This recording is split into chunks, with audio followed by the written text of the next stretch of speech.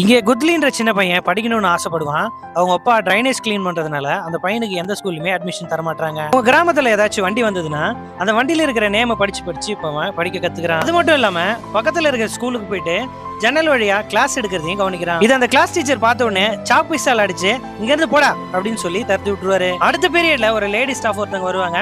அந்த கிளாஸையும் கவனிக்கிறான். அவங்க கிளாஸ் எல்லாம் எடுத்துட்டு கொஸ்டின் கேக்குறாங்க. ஸ்டார் ஏன் மின்னுது அப்படின்னு சொல்லிட்டு அந்த கிளாஸ் பசங்க கிட்ட கேக்குறாங்க. இதுக்கு எந்த பசங்களுமே ஆன்சர் பண்ண மாட்டாங்க.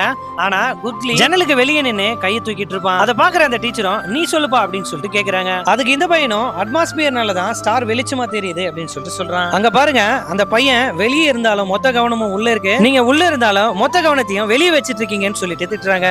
இந்த பையன் ஜன்னல் வழியா கிளாஸ் கவனிச்சிட்டு இருக்கிறத அந்த ஸ்கூல் ஹெட் மாஸ்டரும் பாத்துறாரு. அந்த ஸ்கூல் வாட்ச்மேனை கூப்பிட்டு அந்த பையனை முதல்ல அடிச்சு துரத்து அப்படின்னு சொல்லி துரத்தி விட்டுறாங்க. இவன் இங்க இருந்து ஓடும்போது குத்லியோட ஃப்ரெண்டு லட்டுன்னு ஒருத்தர் இருப்பான்.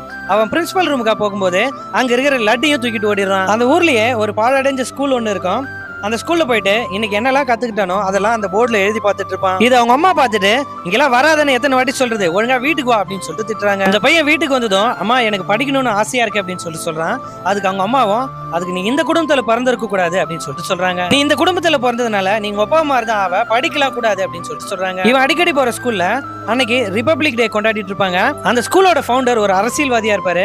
அவர் பேசிட்டு இருப்பாரு. கான்ஸ்டிடியூஷன்ல ரைட் டு எஜுகேஷன் ஒன்னு இருக்கு, அதுபடி எல்லாருமே படிக்கலாம் அப்படின்னு சொல்லிட்டு இருக்கும்போது அந்த பையன் வந்து என்ன மட்டும் ஏன் படிக்க விட மாட்டீங்க அப்படின்னு சொல்லிட்டு அந்த பையன் வந்து கத்துறான். இதை பாக்குற அந்த அரசியல்வாதியும் அந்த பையனை கூப்பிட்டு இந்த மாதிரி எல்லாரும் தைரியமா வந்து பேசணும் அப்படின்னு சொல்லிட்டு சொல்றாரு. பக்கத்துல இருக்கிற பிரின்சிபல் கூப்பிட்டு அவன் ஒரு அன்டச்சபிள் அப்படின்னு சொல்லிட்டு சொல்லிடுறாரு. இது கேட்கிற அந்த பொலிட்டீஷியனும் அந்த பையன் மேல இருந்து டக்குன்னு கையை எடுத்துட்டு அந்த பையனை அங்க இருந்து போக சொல்லிட்டு கையை கழுவிக்கிட்டு இந்த மாதிரி பசங்க எல்லாம் ஏன் ஸ்கூலுக்குள்ள சேர்க்கறீங்க அப்படின்னு சொல்லிட்டு திட்டுறாரு.